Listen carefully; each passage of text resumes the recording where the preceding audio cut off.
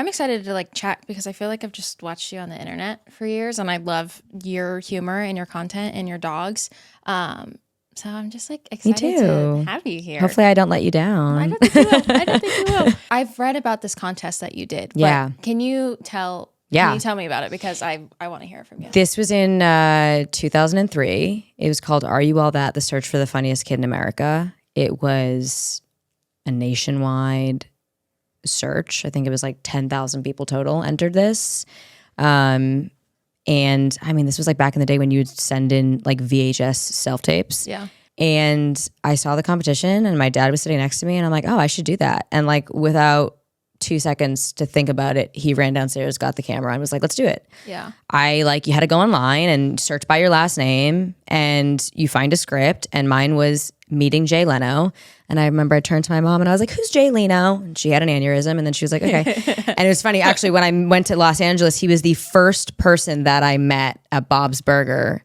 And my mom took a photo of us on her like brand new camera that she just got. And somebody stole the camera and I never got that photo. No. So I'm like, is it a Mandela effect? Did it actually happen? So it was 10,000. And then we got a call that we were top 100. Oh, cool. And I was like, wow, that's like pretty legit. Yeah. And then from 100 to top 5, every week they would do on Nickelodeon, like they would announce like, here's the top 10, here's the top 50, here's whatever. Yeah. And then I made top 5. And then top 5, we all went to Los Angeles and each of us had to perform a sketch with members of All That. So I had Jamie Lynn Spears, Lisa Foyles, Taran Killam, and Kyle Sullivan. And I was scared shitless. Again, I'm like an only child. I'm very theatrical. Same. We're weird, we're quirky. I had no fear doing anything until I walked on that set that first day. Yeah. And I was like, this is like, there's a million cameras, what feels like there's a million lights. There's all these adults. Also, all of my idols, like Amanda Bynes is just sitting there, Taran Killam, Jamie Lynn Spears. And it's like, okay, do your sketch. And I remember I went out there and I bombed the rehearsal. Like I knew as a kid. Yeah.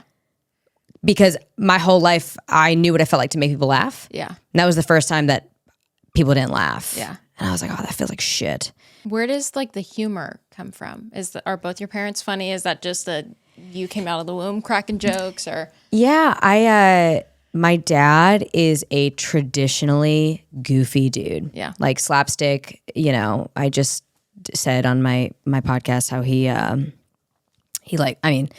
Adam Sandler, Jim Carrey, like those movies were always playing in my house, just like very classic comedy. Yeah. Whereas my mom is a little bit more cynical. So she's more witty. Yeah. So I get more of my wit from her. Yeah. And I get more of just my goofiness from him. As you were saying that, I feel like I was like having a bit of an epiphany. Not so much of like making people laugh because I'm not a comedian at all, but like growing up dancing and performing, like I loved performing and making people feel something. Like the performance of dance is what I loved so much. Yeah. And I feel like as I've kind of gotten older and I obviously am like not dancing and performing anymore, like how like I'm always like, should I like go on Broadway? That. Should I act? Should I like I miss having that like human interaction of like performing and making people feel something. Because I feel like I feel like that's a way of connecting with people when that kind of goes away. Totally. I'm like, well, what am I? But you can find it. I think the really cool thing is too, and it's kind of like my journey of like from acting to content creation too, is if you figure out what aspects of that you love, you can find other avenues to achieve it. So how long were you on the show for? So I was on from 10 to 12. At that time, all of the Nickelodeon shows were all kind of interconnected. So we would all kind of be on each other's shows. We'd all go to award shows together. I was also in New York a lot because at the time we had You Pick Live, then we had Slime Time Live. So there was a lot more. I don't really know what the state of like Nickelodeon and Disney is right now for child actors. But during that time, they were really good at like if you weren't shooting an episode, you were doing some kind of press or promo or like swapping and going on someone else's show. So we were always kind of intermingled. Was there something that made you want to step back? Or? Coming home. My experience was wonderful. Yeah. Sometimes I feel guilty saying that because I know a lot of people didn't have a wonderful experience just being a child actor. But I was very lucky that I wasn't a child actor, so I didn't have that pressure at the time. Yeah. It was honestly the first time that I felt really seen, and maybe you relate to this, being like a more colorful only child, but I was so theatrical and like sometimes just obnoxious, and I really just like marched to the beat of my own drum that I knew who I was at a very, very early age, and I think that confused a lot of young kids. Yeah. So I always had a really hard time.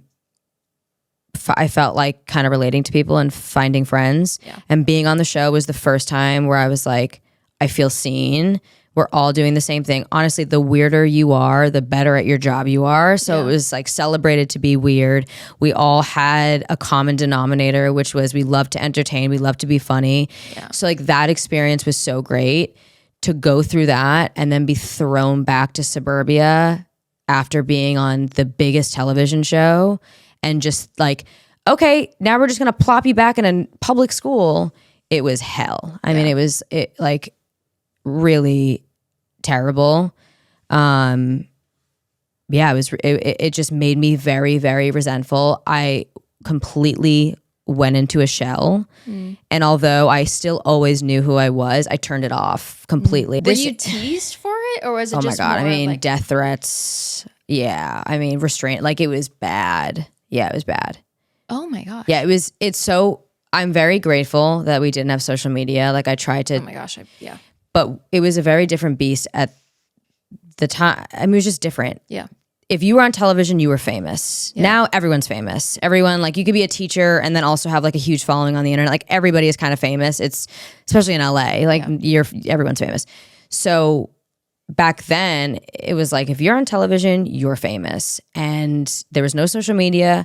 There were message boards, which I don't know, some of my message boards I feel like would put like some of these TikTok comments to shame because it was just ruthless. Yeah. It was just people, because there's more technology now that we can track people. Like back then you could really be anonymous if you wanted to be anonymous and say some crazy shit.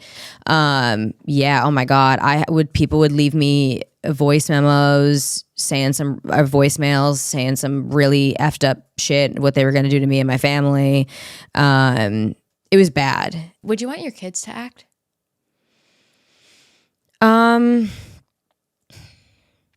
Yeah. Yeah, I would follow them. I would want my kids to do, if I would never plant the seed of anything, to be honest with you. I liked that my parents never planted any seeds. I just naturally discovered interests and then I did more of that. I'm a firm believer in like expose your kid to everything.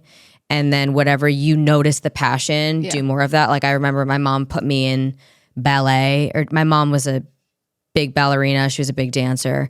She put me in dance. And day one, the teacher came up to my mom and was like, hey, I think your daughter would be better off in gymnastics because it's day one. We're trying to teach basics. And she was in the corner doing handstands and cartwheels. So my mom was like, great, take her out of dance, put her in gymnastics. So like kids will show you what they want and what they like. How has your relationship with social media and the internet been now?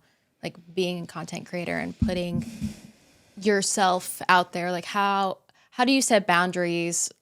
I'll let you know when I figure that out. I think people would be very shocked to hear that I am a very anxious person. I get very easily overwhelmed. Ever since I was a kid, I've always had something to prove. I don't know where it comes from. I've always wanted to do everything all at once at the highest level. Yeah. So I dump everything so much on my plate, and then I put so much pressure on myself to complete it. So I'm constantly in a state of anxiety. I've also found that when I'm really anxious or I'm in a bad place, I bury myself in my work. And I think a lot of that, some self-reflecting that I've been trying to do, is that sadly, I sometimes measure my worth and my purpose through my work. Okay, let's talk about your podcast. Yes. Where did the name come from? Where did the idea? I know you're talking about that. It's like something that's keeping you like vulnerable and accountable. Yeah. So tell me about it. So my dad's business name growing up was Life's a Joke. So he's funny. Yeah. He's Well, been you know what? He's kind of like, my dad has a really good attitude is what it is. Like my dad has always been really good at, I never saw my dad getting upset about things. Like he was really good with just rolling with the punches. Like he was like the epitome of what Life's a Joke is about. Like really just, and my parents have been through some shit. And my mom spirals like me. And then 2 years ago, I was naming my business and I was like, Dad, I'm going to take Life's a Joke. And he was like, oh my God, of course. And I'll never forget, him and my mom came out to visit me and he gifted me his original LFSA JK license plate from 2002 or 3, which is now framed above my chair. Yeah. I have LFSA JK tatted on my funny bone. Oh my gosh. So I when I was doing the podcast thing, I came up with the name. I wrote something and I was like, I don't know. And then I just like woke up in the middle of the night and I'm like, oh my God, Life's a Joke. It's been in my life forever. It's like the epitome of everything that happens because the whole thing with Life's a Joke too is I'm very confident and secure in my comedy. Yeah. And the reality is that most people that are in that position, they use comedy as a mask or as a tool. And that's exactly what I do. I make a joke, everything's fine, and then deal with the repercussions like 6 months later. Yeah. So it's one of those things where, again, sometimes things are funny, sometimes they're not, and it's just kind of how you react to things. And sometimes I'm able to laugh things off. That's what the internet sees more times. But also sometimes I spiral and I feel a responsibility because the internet sees so much of my laughing things off, being confident side, that there's a responsibility I feel to show that also goes hand in hand with some real shit, because I never want to give people the impression that I'm just always confident. I have everything figured out. Life is kosher. Oh, shit didn't go my way. No big deal. Like there is context to that. I feel like you give a lot of good advice. I've listened to a few Thank episodes. you. One of the things I really like that you said that I related to is about like the manifesting. Yeah. Like it's more of like The why. Yeah, the why, not the what. And I feel like I relate to that because last year I set like I'm a big like goals person. Yeah. Like I love like writing my little things out, and I had goals on there that literally like they weren't in my power to achieve them. Like someone else had to like cast me for Dancing with the Stars or like something like that. Like so you must have hated my episode I did because I tore up goals, having goals. No, I mean, it's I enjoyed it because I feel like it gives a different perspective because it's the way you have to like approach them. Yeah. Put everything into that thing, but you should also figure out, okay, what is it about that thing that I love? How can I find a way to do something similar in the interim before that happens? And then also just the way that the world works is the second you kind of become unmarried to something, that's when the opportunity happens. Yeah.